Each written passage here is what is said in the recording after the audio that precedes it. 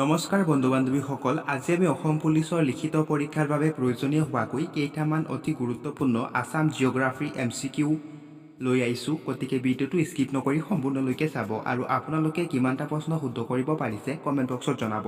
তেনেহ'লে বলকচোন আজিৰ ভিডিঅ'টো আৰম্ভ কৰোঁ। আজি ভিডিঅ'টোৰ এক নম্বৰ প্ৰশ্নটো হৈছে বৰ্তমান অসমৰ মুঠ মাটিকালি কিমান? অপশ্যনত দিছে ৭৮,৩৫৮ বৰ্গ কিলোমিটাৰ, ৭৮,৪৩৮ বৰ্গ কিলোমিটাৰ, ৭৮,৪৮০ বৰ্গ কিলোমিটাৰ আৰু ৭৮,৩৮০ বৰ্গ কিলোমিটাৰ। এই চাৰিটা অপশ্যনৰ ভিতৰত শুদ্ধ অপশ্যনটো আহিব অপশ্যন বি ৭৮,৪৩৮ বৰ্গ কিলোমিটাৰ। অৰ্থাৎ বৰ্তমান অসমৰ মুঠ মাটিকালি হৈছে ৭৮,৪৩৮ বৰ্গ কিলোমিটাৰ। আহিছোঁ আমি তেনেহ'লে পৰৱৰ্তী প্ৰশ্নলৈ। অ'কে, নেক্সট এটা পৰৱৰ্তী প্ৰশ্নত সুধিছে বৰ্তমান অসমৰ ৰাজধানীখনৰ নাম কি? অপশ্যনত দিছে শ্বিলং, আগৰতলা, দিছপুৰ আৰু গেংটক। এই চাৰিটা অপশ্যনৰ ভিতৰত শুদ্ধ অপশ্যনটো আহিব অপশ্যন চি দিছপুৰ। অৰ্থাৎ বৰ্তমান অসমৰ ৰাজধানীখনৰ নাম হৈছে দিছপুৰ। আহিছোঁ আমি তেনেহ'লে পৰৱৰ্তী প্ৰশ্নলৈ। অ'কে, নেক্সট এটা পৰৱৰ্তী প্ৰশ্নত কৈছে অসমৰ দ্বিতীয় প্ৰধান নদী কোনখন? অপশ্যনত দি আছে ব্ৰহ্মপুত্ৰ, বৰাক, ধনশিৰি আৰু গংগাধৰ। এই চাৰিটা অপশ্যনৰ ভিতৰত শুদ্ধ অপশ্যনটো আহিব অপশ্যন বি বৰাক। অৰ্থাৎ অসমৰ দ্বিতীয় প্ৰধান নদীখনৰ নাম হৈছে বৰাক আৰু প্ৰথমখন হৈছে ব্ৰহ্মপুত্ৰ। আহিছোঁ আমি তেনেহ'লে পৰৱৰ্তী প্ৰশ্নলৈ। অ'কে, নেক্সট এটা পৰৱৰ্তী প্ৰশ্নত কৈছে আয়তনৰ ফালৰ পৰা অসম ভাৰতৰ কিমান শতাংশ? অপশ্যনত দিছে ৩.৭০%, ২.৩৯%, ২.৪০% আৰু ৩.১০%। এই চাৰিটা অপশ্যনৰ ভিতৰত শুদ্ধ অপশ্যনটো আহিব অপশ্যন বি ২.৩৯%। অৰ্থাৎ আয়তনৰ ফালৰ পৰা অসম ভাৰতৰ ২.৩৯%। আহিছোঁ আমি তেনেহ'লে পৰৱৰ্তী প্ৰশ্নলৈ। অ'কে, নেক্সট এটা পৰৱৰ্তী প্ৰশ্নত কৈছে বৰ্তমান অসমত মুঠ কেইখন ৰাষ্ট্ৰীয় উদ্যান আছে? অপশ্যনত দি আছে ৫খন, ১০খন, ৭খন আৰু ৬খন। এই চাৰিটা অপশ্যনৰ ভিতৰত শুদ্ধ অপশ্যনটো আহিব অপশ্যন চি ৭খন।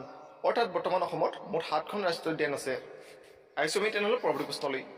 অ'কে, নেক্সট এটা পৰৱৰ্তী প্ৰশ্নত কৈছে ভৌগোলিকভাৱে অসমখন কি জলবায়ুৰ অন্তৰ্গত? অপশ্যনত দি আছে আৰ্দ্ৰ জলবায়ু, গৰম, মৌচুমী জলবায়ু আৰু এটাও নহয়। এই চাৰিটা অপশ্যনৰ ভিতৰত শুদ্ধ অপশ্যনটো আহিব অপশ্যন চি মৌচুমী জলবায়ু। অৰ্থাৎ ভৌগোলিকভাৱে অসমখন মৌচুমী জলবায়ুৰ অন্তৰ্গত। আহিছোঁ আমি তেনেহ'লে পৰৱৰ্তী প্ৰশ্নলৈ। অ'কে, নেক্সট এটা পৰৱৰ্তী প্ৰশ্নত কৈছে প্ৰাকৃতিক পৰিৱেশৰ প্ৰধান উপাদান কি? অপশ্যনত দিছে মৃত্তিকা, অলংকাৰ, আৰ্দ্ৰতা আৰু ওপৰৰ এটাও নহয়। এই চাৰিটা অপশ্যনৰ ভিতৰত শুদ্ধ অপশ্যনটো আহিব অপশ্যন এ মৃত্তিকা। অৰ্থাৎ প্ৰাকৃতিক পৰিৱেশৰ প্ৰধান উপাদান হৈছে মৃত্তিকা। আহিছোঁ আমি তেনেহ'লে পৰৱৰ্তী প্ৰশ্নলৈ। অ'কে, নেক্সট এটা পৰৱৰ্তী প্ৰশ্নত কৈছে কোনখন ঠাই পক্ষীয় অদ্ভুত আত্মসমাধানৰ বাবে বিখ্যাত এখন ঠাই? অপশ্যনত দি আছে বৰাইল, হাফলং, জাতিংগা আৰু ডিমাপুৰ। এই চাৰিটা অপশ্যনৰ ভিতৰত শুদ্ধ অপশ্যনটো আহিব অপশ্যন চি জাতিংগা। অৰ্থাৎ জাতিংগা নামৰ ঠাইখন হৈছে পক্ষীয় অদ্ভুত আত্মসমাধানৰ বাবে এখন বিখ্যাত ঠাই। আহিছোঁ আমি তেনেহ'লে পৰৱৰ্তী প্ৰশ্নলৈ। অ'কে, নেক্সট এটা পৰৱৰ্তী প্ৰশ্নত কৈছে কাৰ্বি মালভূমিৰ সুউচ্চ শৃংগটোৰ নাম কি? অপশ্যনত দিছে বৰাইল, ৰেংকা, জাতিংগা আৰু সিংহাসন। এই চাৰিটা অপশ্যনৰ ভিতৰত শুদ্ধ অপশ্যনটো হ'ব অপশ্যন ডি সিংহাসন। অৰ্থাৎ কাৰ্বি মালভূমিৰ সুউচ্চ শৃংগটোৰ নাম হৈছে সিংহাসন। আহিছোঁ আমি তেনেহ'লে পৰৱৰ্তী প্ৰশ্নলৈ। অ'কে, নেক্সট এটা পৰৱৰ্তী প্ৰশ্ন 10ত কৈছে অসমত BTAD কেতিয়া গঠন হৈছিল? অপশ্যনত দি আছে 2005 চনত, 2003 চনত, 2008 চনত আৰু 2011 চনত। এই চাৰিটা অপশ্যনৰ ভিতৰত শুদ্ধ অপশ্যনটো হৈ যাব অপশ্যন বি 2003 চনত। অৰ্থাৎ অসমত BTAD 2003 চনত গঠন হৈছিল। আহিছোঁ আমি তেনেহ'লে পৰৱৰ্তী প্ৰশ্নলৈ। অ'কে, নেক্সট এটা পৰৱৰ্তী প্ৰশ্নত কৈছে কেতিয়াৰ পৰা অসমৰ ৰাজধানী দিছপুৰ বুলি জনাজাত হয়? অপশ্যনত দি আছে 1970 চনৰ পৰা, 1973 চনৰ পৰা, 1971 চনৰ পৰা আৰু 1975 চনৰ পৰা। এই চাৰিটা অপশ্যনৰ ভিতৰত শুদ্ধ অপশ্যনটো হৈ যাব অপশ্যন বি 1973 চনৰ পৰা অসমৰ ৰাজধানী দিছপুৰ বুলি জনাজাত হয়। আহিছোঁ আমি তেনেহ'লে পৰৱৰ্তী প্ৰশ্নলৈ।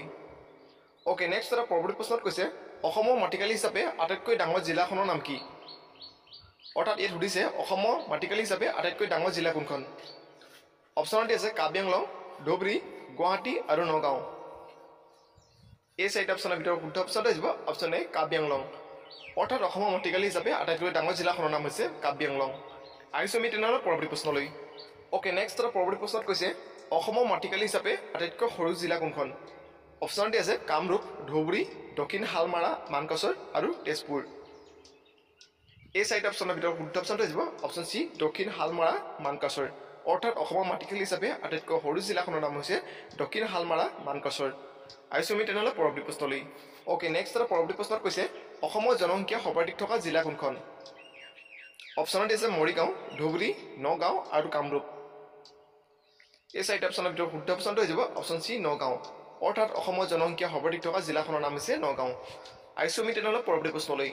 ওকে নেক্সট এটা পৰৱৰ্তী প্ৰশ্নটো সুধিছে জনসংখ্যা সৰ্বনিম্ন থকা জিলা কোনখন অপশ্যনত দিছে নলবাৰী ডিমা হাছাও বৰপেটা আৰু কামৰূপ এই চাৰিটা অপশ্যনৰ ভিতৰত শুদ্ধ অপশ্যনটো হৈ যাব অপশ্যন বি ডিমা হাছাও অৰ্থাৎ জনসংখ্যা সৰ্বনিম্ন থকা জিলাখনৰ নাম হৈছে ডিমা হাছাও আহিছোঁ আমি তেনেহ'লে পৰৱৰ্তী প্ৰশ্নলৈ ওকে নেক্সট কুৱেশ্যন তথা পৰৱৰ্তী প্ৰশ্ন 16 কৈছে উত্তৰ পূৰ্বাঞ্চলৰ প্ৰৱেশদ্বাৰ বুলি কাক বুজোৱা হয় অপশ্যনত দিছে ধুবুৰী গুৱাহাটী নলবাৰী আৰু নগাঁও এই চাৰিটা অপশ্যনৰ ভিতৰত শুদ্ধ অপশ্যনটো হৈ যাব অপশ্যন বি গুৱাহাটী অৰ্থাৎ উত্তৰ পূৰ্বাঞ্চলৰ প্ৰৱেশদ্বাৰ বুলি গুৱাহাটী চহৰখনক জনা যায় আহিছোঁ আমি তেনেহ'লে পৰৱৰ্তী প্ৰশ্নলৈ ওকে নেক্সট এটা পৰৱৰ্তী প্ৰশ্নত কৈছে উত্তৰ পূৰ্বাঞ্চলৰ সৰ্ববৃহৎ নগৰখনৰ নাম কি অপশ্যনত দিছে তেজপুৰ তিনিচুকীয়া গুৱাহাটী আৰু যোৰহাট এই চাৰিটা অপশ্যনৰ ভিতৰত শুদ্ধ অপশ্যনটো হৈ যাব অপশ্যন চি গুৱাহাটী অৰ্থাৎ উত্তৰ পূৰ্বাঞ্চলৰ সৰ্ববৃহৎ নগৰখনৰ নাম হৈছে গুৱাহাটী বন্ধুসকল যদি চেনেলটো প্ৰথমবাৰ ভিজিট কৰিছে নাইবা চেনেলটো যদি এতিয়ালৈকে ছাবস্ক্ৰাইব কৰা নাই তেতিয়াহ'লে প্লিজ ছাবস্ক্ৰাইব কৰিব আৰু নটিফিকেশ্যনৰ কাৰণে ভিডিঅ'টো লাইক কৰিব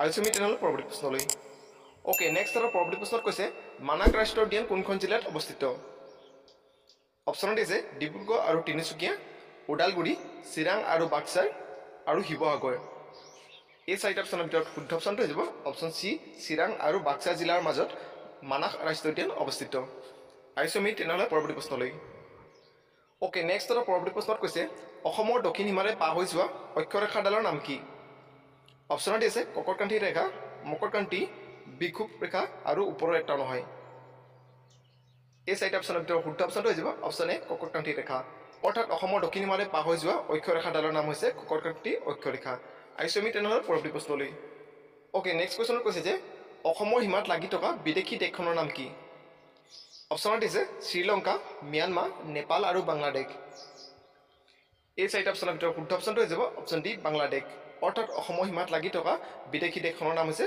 বাংলাদেশ আৰু দ্বিতীয়খন হৈছে ভূটান আহিছোঁ আমি তেনেহ'লে পৰৱৰ্তী প্ৰশ্নলৈ ওকে নেক্সট এটা পৰৱৰ্তী প্ৰশ্নত কৈছে যে উমৰাংচু ঔদ্যোগিক নগৰখন ক'ত অৱস্থিত অপশ্যনত দিছে গুৱাহাটী যোৰহাট ডিমা হাছাও আৰু নগাঁও এই চাৰিটা অপশ্যনৰ ভিতৰত শুদ্ধ অপশ্যনটো হৈ যাব অপশ্যন চি ডিমা হাছাও অৰ্থাৎ উমৰাংচু ঔদ্যোগিক নগৰখন ডিমা হাছাও জিলাত অৱস্থিত আহিছোঁ আমি তেনেহ'লে পৰৱৰ্তী প্ৰশ্নলৈ ওকে নেক্সট এটা পৰৱৰ্তী প্ৰশ্নত কৈছে অসমৰ আটাইতকৈ ওখ পাহাৰ শ্ৰেণীৰ নাম কি অপশ্যনত দিছে বেংকা জাতিংগা বৰাইল আৰু নীলাচল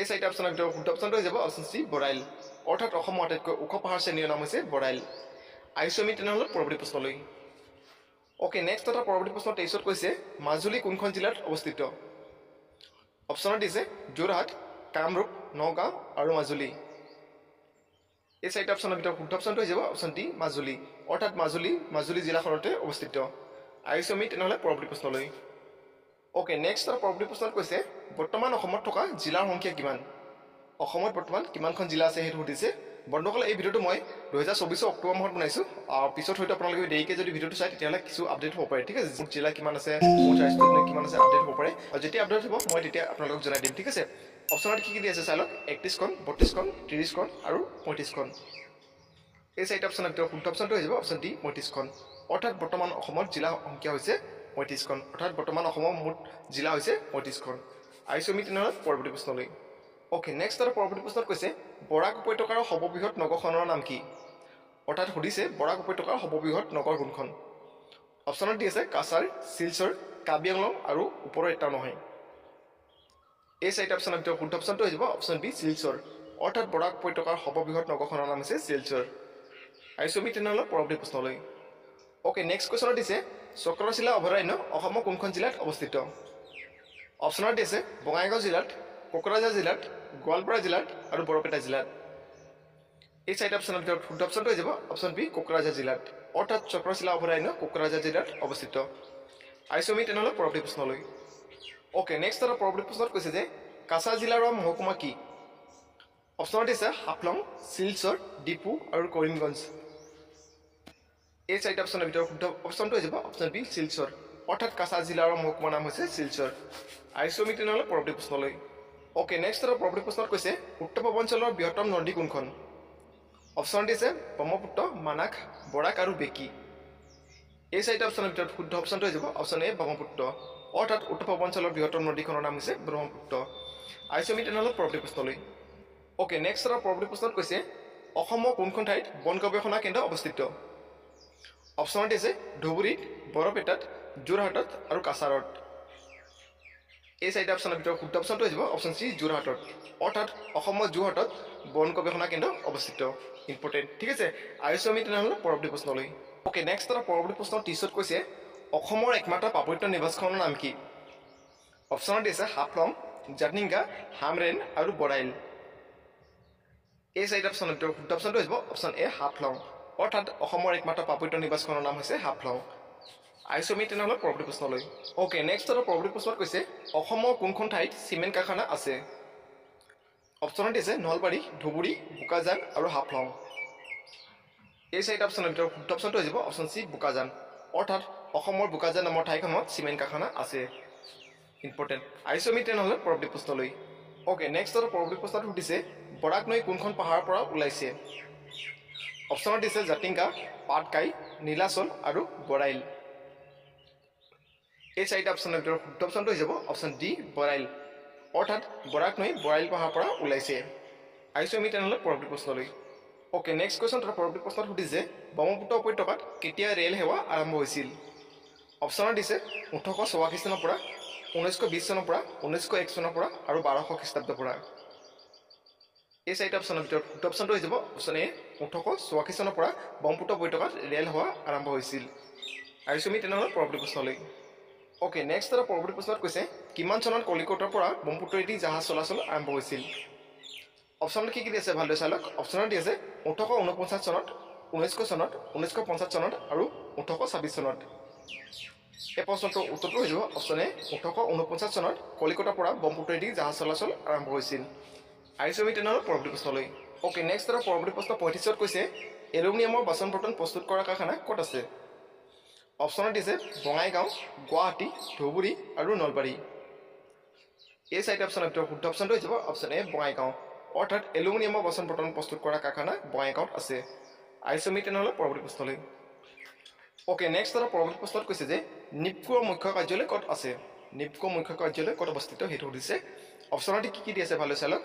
উমৰাংচু, যোৰহাট, ডিপু আৰু শিলচৰ।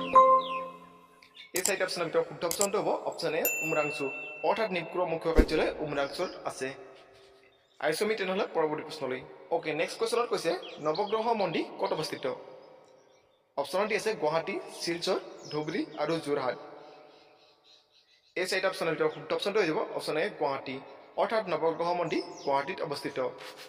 আহিছোঁ আমি তেনেহ'লে পৰৱৰ্তী প্ৰশ্নলৈ। অ'কে, নেক্সট এটা পৰৱৰ্তী প্ৰশ্নত কৈছে অসমৰ ভিতৰত দীৰ্ঘতম ৰেলপথৰ সুৰংগ ক'ত আছে? অপশ্যনত দিছে মালিগাঁও, মাহুৰ, মাইবং আৰু হাফলং। এই চাৰিটা অপশ্যনৰ ভিতৰত শুদ্ধ অপশ্যনটো হৈ যাব অপশ্যন বি মাহুৰ, অৰ্থাৎ অসমৰ ভিতৰত দীৰ্ঘতম ৰেলপথৰ সুৰংগ মাহুৰত আছে। আহিছোঁ আমি তেনেহ'লে পৰৱৰ্তী প্ৰশ্নলৈ। অ'কে, নেক্সট এটা পৰৱৰ্তী প্ৰশ্নত কৈছে উত্তৰ পূব ভাৰতৰ প্ৰথমটো বনস্পতি কাৰখানা ক'ত স্থাপন কৰা হৈছিল? অপশ্যনত দিছে আমিনগাঁও, হাজো, নলবাৰী আৰু ৰংগিয়া। এই চাৰিটা অপশ্যনৰ ভিতৰত শুদ্ধ অপশ্যনটো হৈ যাব অপশ্যন এ আমিনগাঁও, অৰ্থাৎ উত্তৰ পূব ভাৰতৰ প্ৰথমটো বনস্পতি কাৰখানা আমিনগাঁৱত স্থাপন কৰা হৈছিল। আহিছোঁ আমি তেনেহ'লে পৰৱৰ্তী প্ৰশ্নলৈ। অ'কে, নেক্সট এটা পৰৱৰ্তী প্ৰশ্নত কৈছে অসমৰ ক'ত মৰাপাটৰ কল স্থাপন কৰা হৈছিল? অপশ্যনত দি আছে ডিব্ৰুগড়, মিৰ্জা, বিজয়নগৰ আৰু ছয়গাঁও। এই চাৰিটা অপশ্যনৰ ভিতৰত শুদ্ধ অপশ্যনটো হ'ব অপশ্যন চি বিজয়নগৰ, অৰ্থাৎ অসমৰ প্ৰথম মৰাপাটৰ কল বিজয়নগৰত স্থাপন কৰা হৈছিল। আহিছোঁ আমি তেনেহ'লে পৰৱৰ্তী প্ৰশ্নলৈ। অ'কে, নেক্সট এটা পৰৱৰ্তী প্ৰশ্নত কৈছে অসমত কেতিয়া প্ৰথম খাৰুৱা তেলৰ সন্ধান পোৱা গৈছিল? অপশ্যনত দিছে 1864 পৰা 1867, 1889, 1786 আৰু 1901 চনত। এই চাৰিটা অপশ্যনৰ ভিতৰত শুদ্ধ অপশ্যনটো যাব অপশ্যন এ 1864 পৰা 1867 চনৰ ভিতৰত অসমত প্ৰথম খাৰুৱা তেলৰ সন্ধান পোৱা গৈছিল। আহিছোঁ আমি তেনেহ'লে পৰৱৰ্তী প্ৰশ্নলৈ। অ'কে, নেক্সট এটা পৰৱৰ্তী প্ৰশ্নত কৈছে অসমত জলজ সম্পদৰ প্ৰধান ভাণ্ডাৰ কি? অপশ্যনত দি আছে ব্ৰহ্মপুত্ৰ, ভৰলু নৈ, দিহিং আৰু বৰাক। এই চাৰিটা অপশ্যনৰ ভিতৰত শুদ্ধ অপশ্যনটো হৈ যাব অপশ্যন এ ব্ৰহ্মপুত্ৰ, অৰ্থাৎ অসমত জলজ সম্পদৰ প্ৰধান ভাণ্ডাৰ হৈছে ব্ৰহ্মপুত্ৰ। আহিছোঁ আমি তেনেহ'লে পৰৱৰ্তী প্ৰশ্নলৈ।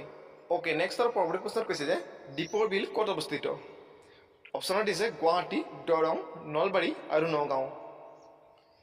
এই চাৰিটা অপশ্যনৰ ভিতৰত শুদ্ধ অপশ্যনটো হৈ যাব অপশ্যন এ গুৱাহাটী, অৰ্থাৎ দীপৰ বিল গুৱাহাটীত অৱস্থিত। আহিছোঁ আমি তেনেহ'লে পৰৱৰ্তী প্ৰশ্নলৈ। অ'কে, নেক্সট আৰু পৰৱৰ্তী প্ৰশ্নত কৈছে অসমত প্ৰথম কেতিয়া খাৰুৱা তেলৰ বাণিজ্যিক উৎপাদন আৰম্ভ হৈছিল?